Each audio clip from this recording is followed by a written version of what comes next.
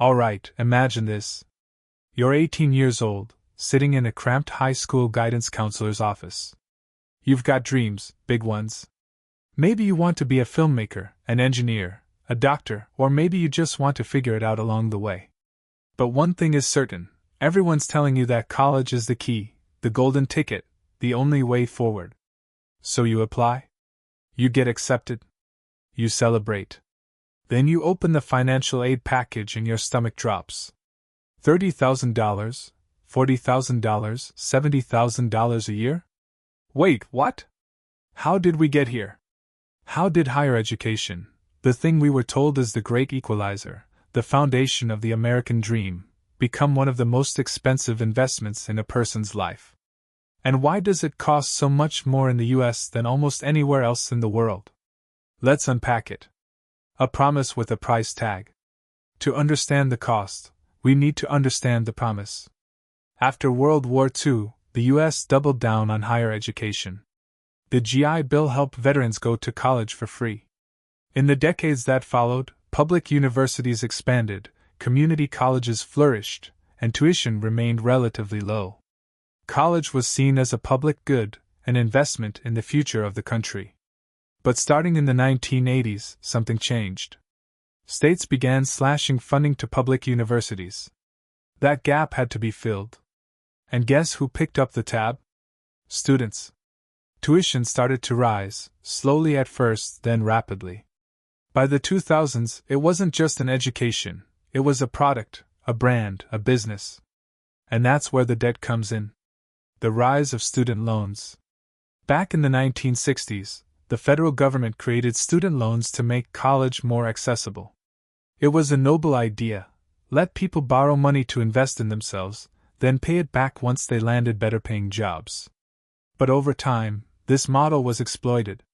Colleges realized they could raise tuition because loans would cover it. More aid didn't make education cheaper, it made it possible for prices to keep going up. And lenders? They got rich. Today, the U.S. student loan debt stands at over $1.7 trillion. Millions of people are stuck in repayment plans that stretch decades. Some never finish paying. Some default. And others never even finish their degrees. It's a system that was supposed to help people move forward, but for many, it's a lifelong burden. Where does all that money go? So if students are paying tens of thousands a year, where is it all going? Is it the professors? The classrooms? The libraries? Not exactly. A significant chunk of college spending now goes to administration. Universities have ballooned their bureaucracies, marketing departments, branding teams, HR, fundraising offices, and yes, highly paid presidents and executives. Then there's the campus experience. Fancy gyms, luxury dorms, rock climbing walls. Student unions that look like five-star hotels. Schools compete not just on academics, but on amenities. Why? Because higher education has become a marketplace. Students are customers. And schools are brands trying to outshine each other. Meanwhile, adjunct professors, who now teach a majority of college classes, are often underpaid, overworked, and lack job security. So students are taking on record debt, not always for better education, but for a bigger experience. Private versus public, the funding gap. Here's another wrinkle. In most developed countries, higher education is heavily subsidized. In Germany, college is essentially free. In France and the Nordic countries, students pay minimal tuition.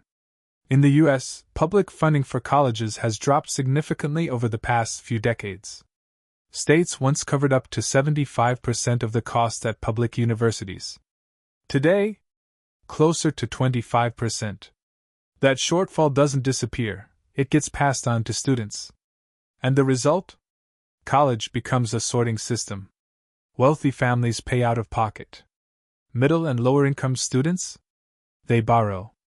A lot. It's a system that deepens inequality, even though it's supposed to do the opposite. The myth of the ROI. So is college still worth it? Statistically, yes, college graduates still tend to earn more over their lifetimes than those without degrees. But the gap is narrowing. And not all degrees are created equal. A degree in computer science might offer a clear path to a high-paying job. A degree in philosophy? Not always. And with skyrocketing tuition, the return on investment is increasingly murky. People are starting to ask, is this really the best path to success? And that's where the shift is happening. The rise of alternatives. Over the last decade, we've seen a boom in alternatives to traditional college. Online learning platforms like Coursera, edX, and Khan Academy. Vocational training and apprenticeships. Coding bootcamps. Employer-based education programs. Tech companies like Google and IBM now offer certificates that replace a traditional four-year degree for some roles. And younger generations? They're increasingly skeptical of the college or bust narrative. Still, for many careers, law, medicine, academia, college remains a necessity. Which means the system, as flawed as it is, still holds power. Final thoughts. So, why is college so expensive in America? Because it stopped being treated like a public good and started being marketed like a luxury product. Because we shifted the responsibility, from governments to students, from shared investment to personal debt. Because we built a system where branding, prestige, and the college experience became more valuable than access, equity, or actual education. But here's the deeper truth. This isn't just about tuition hikes or interest rates. It's about how we define success in this country.